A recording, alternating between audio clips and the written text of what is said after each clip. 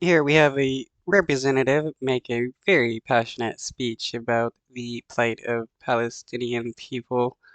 And though, will any of the Congress people be moved by it and support a ceasefire? Probably not. Gentleman, lady from Michigan is recognized for 5 minutes. I'm Four the and a only, half minutes, sorry. it's okay. I'm the only Palestinian American serving in Congress, Mr. Chair, and my perspective is needed here now more than ever. I will not be silenced, and I will not let you distort my words. Folks forget I'm from the city of Detroit, the most beautiful, blackest city in the country, where I learned to speak truth to power even if my voice shakes. Trying to bully or censor me won't work, because this movement for a ceasefire is much bigger than one person. It's growing every single day. There are millions of people across our country who oppose Netanyahu's extremism and are done watching our government support collective punishment and the use of white phosphorus bombs that melt flesh to the bone. They are done watching our government, Mr. Chair, supporting cutting off food, water, electricity, and medical care to millions of people with nowhere to go.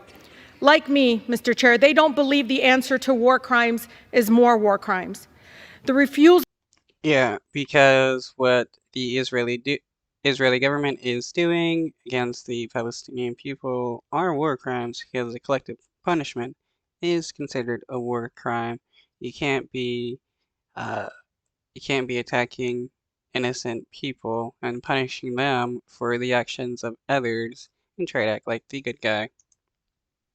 of Congress and the administration to acknowledge Palestinian lives is chipping away at my soul. Over 10,000 Palestinians have been killed. Majority were children. But let me be clear. My criticism has always been of the Israeli government and Netanyahu's actions.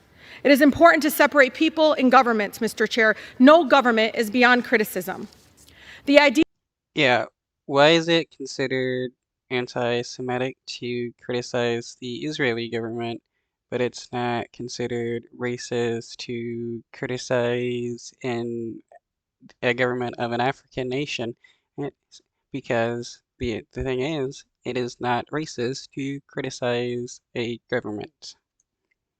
that criticizing the government of Israel is anti-Semitic sets a very dangerous precedent, and it's being used to silence diverse voices speaking up for human rights across our nation. Do you realize what it's like, Mr. Chair, for the people outside the chamber right now, listening in agony to their own government dehumanizing them? To hear the President of the United States we helped elect dispute death tolls as we see video after video of dead children and parents under rubble?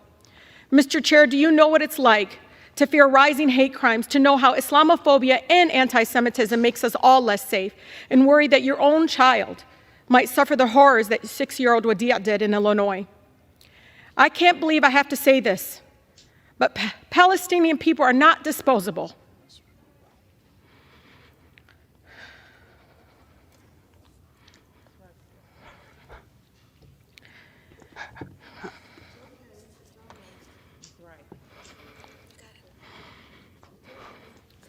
We are human beings, just like anyone else. My city, my grandmother, like all Palestinians, just wants to live her life with freedom and human dignity we all deserve. Speaking up.